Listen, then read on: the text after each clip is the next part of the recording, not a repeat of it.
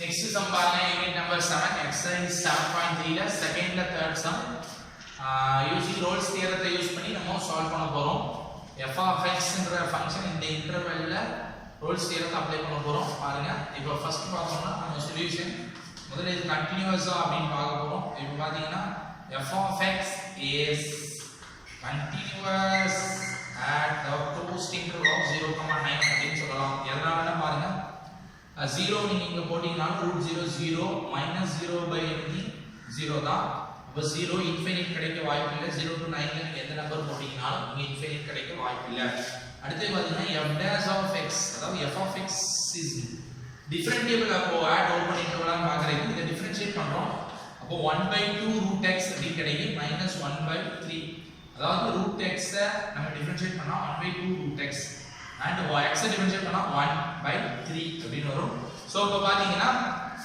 இதுல நாம என்ன பண்ண போறோம் அப்படினா x ஓட வேல்யூஸ் நீங்க போடும்போது 0 க்ளோஸ்ட் இன்டர்வல் கிடையாது ஓபன் இன்டர்வல் 0 9 வராத நம்பர் அப்போ 0.1 ல இருந்து நீங்க இங்க போடிங்கனாலும் டினாமினேட்டர் 0 ஆகிறதுக்கு பாசிபிள் கிடையாது அப்போ இதுல நீங்க இன்ஃபினிட் டினாமினேட்டர் கொண்டு வர முடியாது அதனால f of x நீங்க என்ன சொல்லிடலாம் அப்படினா is differentiable at the open interval of 0,9 அப்படி சொல்லலாம் அடுத்த condition f of a equal to f of b therefore f of 0 அப்படிங்கறது நீங்க ஃபங்க்ஷன்ல போடும்போது √0 -0/3 0 by 0 √0 ஓட வேல்யூ 0 0 - 0 is equal to 0 அப்படி கிடைச்சது நெக்ஸ்ட் பாத்தீங்கன்னா f of 9 போட போறோம் f of 9 equal to √9 - 9/3 அப்படி வருது இப்போ √9 ஓட வேல்யூ 3 3 வந்து நீங்க 9 வச்சு கேன்சல் பண்ணும்போது 3 3s are 9 அப்போ 3 - 3 is equal to 0 அப்படிங்கிறது கிடைச்சது therefore நம்ம என்ன சொல்லலாம் அப்படினா f of 0 is equal to f of 9 அப்போ மூணு கண்டிஷன் நம்ம ஃபங்க்ஷன் சாட்டிஸ்ஃபை பண்ணுது இந்த இன்டர்வல்ல so therefore Rolle's theorem is applicable அப்படினு சொல்லலாம் Rolle's theorem is applicable so இப்போ நம்ம Rolle's theorem அப்ளை பண்ண போறோம் அதுக்கு தேவையானது உங்களுக்கு f dash of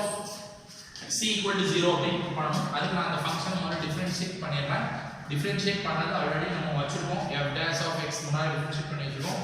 1/2 √x - 1/3 அப்படி நமக்கு தெரியும் சோ இதுக்கு அப்படியே f dash of c equal to 0 நீங்க போடிங்கனா 1/2 √c - 1/3 is equal to 0 so 1/2 √c is equal to 1/3 ஆ மாறிடும் சோ இது அப்படியே நீங்க ரெசிப்ரோக்கலா எடுக்கும்போது 2 √c is equal to 3 னு வரும் so c √c is equal to 3/2 அப்படி கிடைச்சிருக்கு so ரூட் இங்க இருந்து நம்ம போகும்போது ஸ்கொயரா மாறும்போது உங்களுக்கு என்ன கிடைக்கும் அப்படினா c is equal to 3/2 the whole square அப்படி கிடைக்கும் so c equal to 9/4 அப்படி சொல்லலாம் therefore 9/4 வந்து நமக்கு எதுல இருக்கு அப்படினா இது ஓபன் இன்டர்வல் ஆஃப் 0,9